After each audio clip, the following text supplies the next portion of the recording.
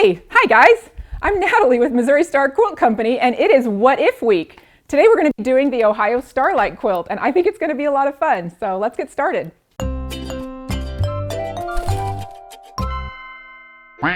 The Ohio Starlight quilt originally debuted on our triple play. It was Misty's mini wall hanging, and it was absolutely adorable. She did a quilt similar to this size on her show At Home with Misty, and we decided that it would be super fun to just recolor it in different colors. And so if you'll take a look at this quilt, we've got this really beautiful light lavender color that kind of circles around the outside edge of the quilt.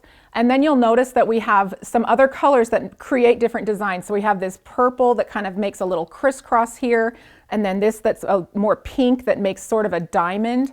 And I think that just using different colors in different ways, it creates this really lovely pattern. We have these dark stars and then these four in the corner and the middle match. And I just think hopefully that it will inspire you to play with color and do some fun things and just have fun with your quilts. So let's get started.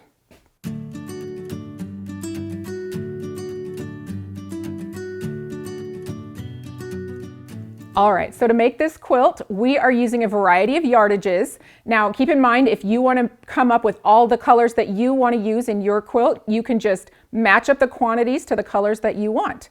So you're going to need an A through E. So fabric A, 3/8 of a yard, B is 2/3 of a yard, C is 1/3, D is a half yard, and E is 3/8. Now this yardage is our background, and it's also our border and our sashing. So you'll need 2 7/8 of a yard of that. And then our backing, you'll need 3 3/4 yards if you're using a regular 45-inch wide fabric, or a 1 7/8 if you have a 108. Some other helpful tools are, your rulers and rotary cutters. I'm using trimmer B to make my hourglass blocks. And then another fun thing that we have are these cute little labels. And so you'll notice on this quilt, I went ahead and put one right here on the corner, and I just think it turned out so cute. It's fun to add little things, little bits of whimsy to our quilt, so hopefully you like that. And while I'm here, check out this backing. It's a beautiful Tula Pink backing. I just think all of her backings are fun and bright, and they go great with solid quilts. And I'm really excited to get started, so let's make our blocks. All right, so this whole quilt is just made up using 9 of these blocks, and it's easier than you think. So let's cut some fabric. So the first thing we're going to do is cut some 10-inch squares, and we're going to need 10-inch squares, and then our strips are going to be 2 3/4. So we'll start with our yardage for that. Let's see. So you'll first cut a 10-inch strip, and then we'll subcut it and set our fabrics aside so that we're all ready to go. Let's see, oh, that's got a little fuzzy on it.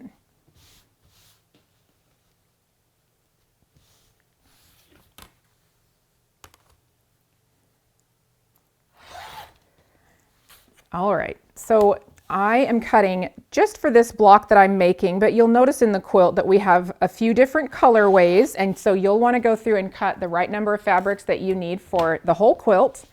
I've got some background 10-inch squares already cut here, so I'm going to set these aside. And then I need the block for the middle. Now that is going to also come out of a 10-inch square. And then the 4 patches, we're going to need some strips. So I'm going to cut one more 10-inch square so I have that middle block, because that does get cut down. Let's see, I'm going to go with I got to straighten this edge here. So I don't know if, yep, I just want to make sure I'm getting the whole edge and I don't end up with a weird, crooked cut on that end. Got to have nice straight lines. Whoops. That never happens to anybody else, does it? You get that one little string that just didn't cut through. All right. 10-inch strips and, a 2 3/4 inch strip, which I know it's a little bit different than our normal 2 1/2 inch cuts, but what that does is it makes all of these blocks come out 5 inches. So it's real easy to put together with your layer cake. It's a good use of fabric, and it'll be fun to use your, maybe sub the middle with different charm squares. You can do whatever you like. Alrighty. I'm gonna just trim these up and then subcut it.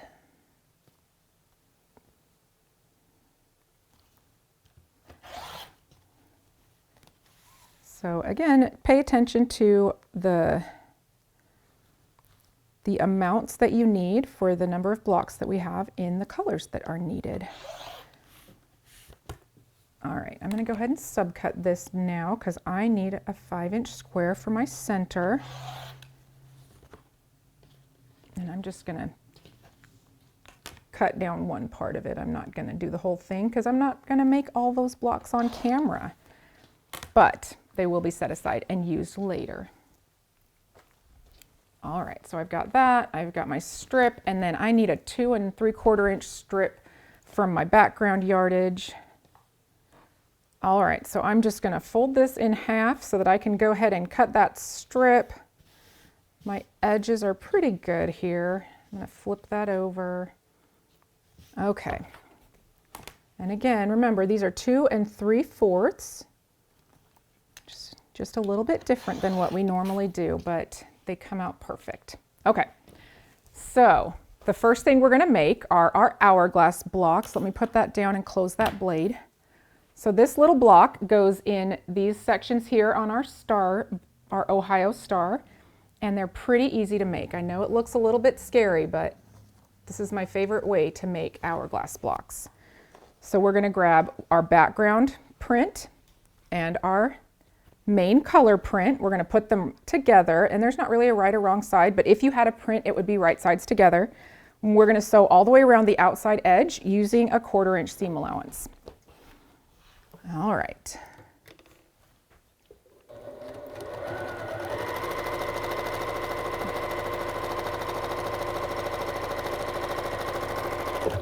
Now you can pivot if you want to, but I like to just sew off the edge, pull it out, and keep going.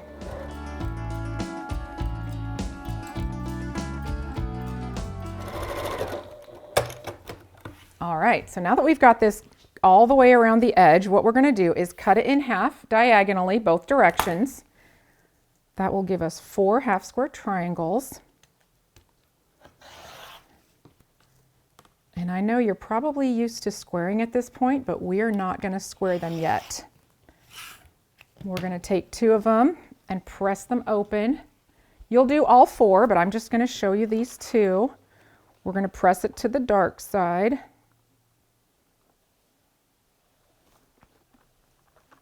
And these are going to get squared down after we turn them into hourglass blocks, so we don't need to do that step yet. And yes, of course, you can set your seams. It makes your blocks press a little bit flatter, a little more precise. But if you forget, that's okay too. No big deal. Alrighty, so to make our hourglass blocks, these are going to go together, and we're going to put opposite colors on top of each other, just like that, to create a little, sort of a little block sandwich, a little half square triangle sandwich. You want to make sure that your seams are sort of snugged up next to each other. And then what we're going to do is draw a line corner to corner opposite the direction of the seam. So I'm going to use my ruler and line it up. I'm going to grab a pencil. And this is where you're going to be cutting through that line, so it doesn't matter what kind of marking tool you use here. It can be a pen, pencil, marker, crayon, whatever. You just need to draw a line. We're going to sew on both sides of that line. All right. And as long as your seams are snugged up next to each other and not overlapping, you'll get a nice point in the middle. Actually, if you don't mind, I want to show you that really quickly.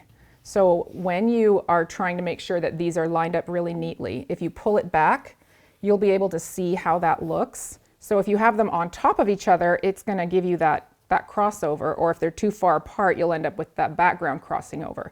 So you really want to make sure those seams are just pressed right into each other and very, very snug.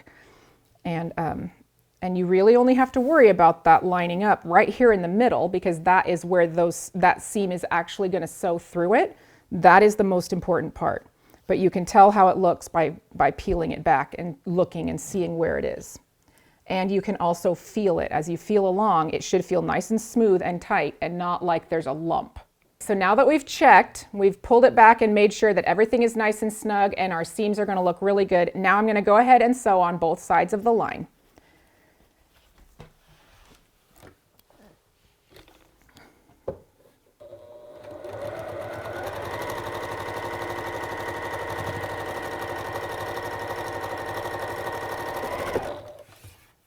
And just flip that around and do the other side.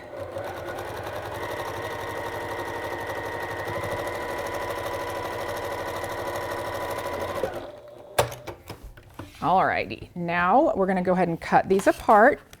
So we're cutting in between those two sewn lines right on our drawn line. And now comes the fun part. So now we get to square them up. We're using our Clearly Perfect slotted trimmer B, and we're going to do 5 inches. So we're looking for the seam line matching the dashed line, and then this middle line right here, that lines up with this stitch line. And that is how we get all of our points in the corners and make it look really, really beautiful. Now you have plenty of room here. So we're going to line that up, make sure everything lines up. And then you just trim that excess off. Trim your little extra fabric down there in the corners. And you've got a perfect quarter or hourglass block. You can also do this with quarter square triangles. I almost said that, but this is an hourglass. It's absolutely beautiful. And I love how easy it is to make these, where I feel like a lot of times they can feel very scary and overwhelming, but this works every time. I love this trimmer tool for that particular purpose. So let's go ahead and square this one. So again, lining up our seams with our dashed line on the 5 inches, right down the middle. Now, if you don't have the Clearly Perfect trimmer, you can use a regular square for this. Just make sure you go with 5 inches. Make sure that your seams all go into your corners and your little hourglass X is right in the center, and you'll be good to go. All right, so now I can press these open. There we go.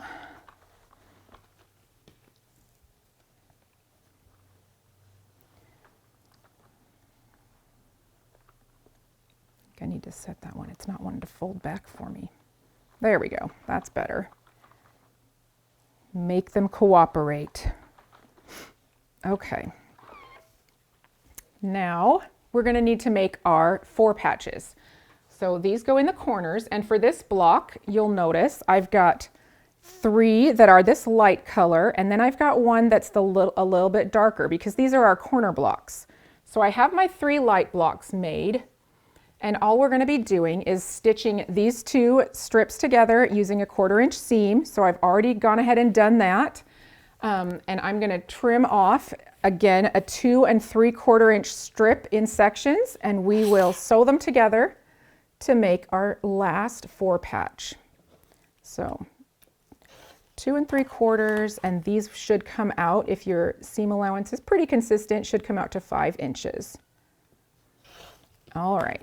So I've got 2 of these. We're going to just rotate them so that we've got all of our 2 corners in opposite directions, our colors. Stitch them together down one side using a 1/4 inch seam allowance. Make sure your seams nest up nice and snug. And this is also one of those things where typically if you're doing strip sets like this and you press to the dark side, as you flip, they'll all automatically nest. So there's not any crazy tips on remembering which direction to press for this one. It just kind of works out, which is great. All right, 1 seam here, and then we will lay this block out.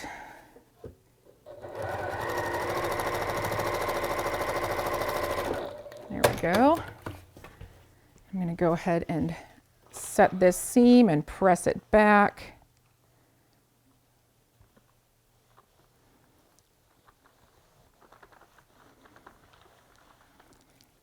Alrighty, so we're ready now. We've got all of our elements. I'm going to set this stuff to the side and move some of these things. So this is my middle piece, my center. I'm going to put my hourglass blocks around with my background facing in. It creates that really cool little box or diamond around the middle. And then we've got our corner blocks, and as long as you've got one of your colored blocks in one corner, they'll work out just right. So I'm going to put my light blocks here, and it looks like we've got our colors pointing into the middle, which is what helps create the chains in this quilt. And then that one goes in, and this one goes down here.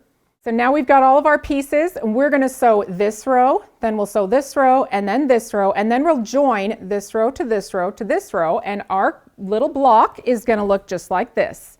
So now where these blocks go in the quilt, you'll notice that these are our corner blocks, and they're all the same. They just rotate around so that the light squares stay on the outside and the lavender ones point towards the middle. And then you'll see that these 4 blocks are also identical. They've got light blocks on the outside and then the pink blocks that kind of create that diamond. And then this block in the middle here is a singular block. It's the only one of its kind. So as you go through and make your blocks, you're making 9, but remember that you've got your 4 corner blocks that match, and then your darker star blocks that make that diamond and the one in the middle, and you're good to go. The only other thing is our sashing and cornerstones. Now these are 2.5 inch wide, 2.5 inch square cornerstones and 2.5 inch wide sashing. So we've added this really nice big 8-inch outer border. I think it really sets everything off. And we've machine quilted it in champagne bubbles, which gives it a really nice whimsical feel. I think it turned out really great. It's 59 inches square. And I just love playing with color. These quilts are so fun for me. So hopefully you've been inspired to create your own what if with your favorite colors, and just, you know, play and have fun. It's your sewing room and your happy place. So I hope you've enjoyed this what if tutorial on the Ohio Starlight quilt from the Missouri Star Quilt Company. Bye.